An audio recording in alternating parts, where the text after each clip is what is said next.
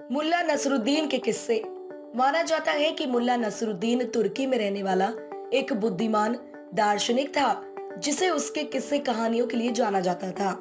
ओशो अक्सर अपने उपदेशों में मुल्ला के कहानी किस्सों का जिक्र किया करते थे। एक बार मुल्ला नसरुद्दीन को प्रवचन के लिए आमंत्रित किया गया।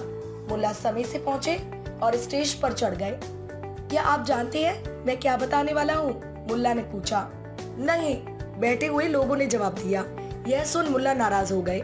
जिन लोगों को यह भी नहीं पता था कि मैं बोलने वाला हूँ, मेरी उनके सामने बोलने की कोई इच्छा नहीं है, और ऐसा कहकर वो चले गए।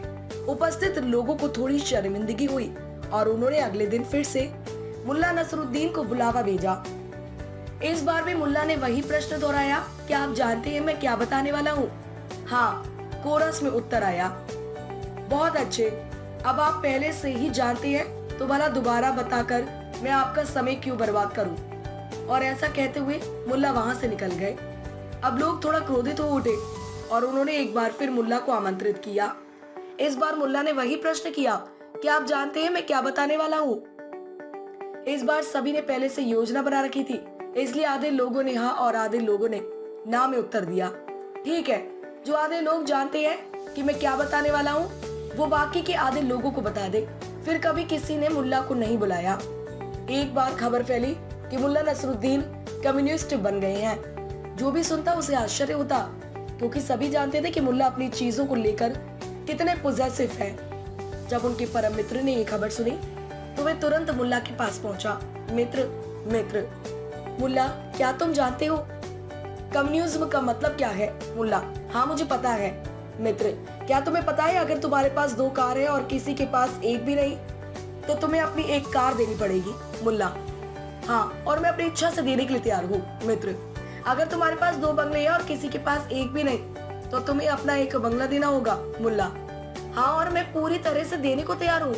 मित्र, और तुम जानते हो अगर तुम्हारे पास 2 गधे हैं और किसी के पास एक भी नहीं, तो तुम्हें अपना एक गधा देना पड़ेगा। मुल्ला, नहीं, मैं इस बात से मतलब नहीं रखता, मैं नहीं दे सकता, मैं बिल्कुल भी ऐसा नहीं कर सकता। मित्र, पर क्यों? यहाँ भी तो वही तर्क लागू होता है। मुल्ला, क्योंकि मेरे पास कार और बंगले तो नहीं है, पर 2 गधे जरूर है। एक पड़ोसी मुल्ला नसरुद्दीन के द्वार पर पहुंचा। मुल्ला उसे मिलने बाहर निकले। मुल्ला, क्या तुम आज के लिए अपना गधा मुझे दे सकते हो? मुझे कुछ सामान दूसरे शहर पहुंचाना है। मुल्ला उसे अपना गधा नहीं देना चाहते थे, पर साफ साफ मना करने से पड़ोसी को ठेस पहुंचती, इसलिए उन्होंने झूठ कह दिया। मुझे माफ करना, मैंने तो आज सुबह ही अपना गधा किसी और को दे दिया है। मुल्ला ने अपनी बात अभी पूरी भी नहीं की थी कि अंदर से ढेचू ढेचू की आवाज आने लगी। लेकिन मुल्ला, गधा तो अंदर बंदा चिल्ला रहा है। पड़ोसी ने चौंकते हुए कहा। तुम किस पर यकीन करते हो? मुल्ला बिना घबराए बोले। गधे पर या अपने मुल्ला पर? पड़ोसी चुपचाप वापस चला गया।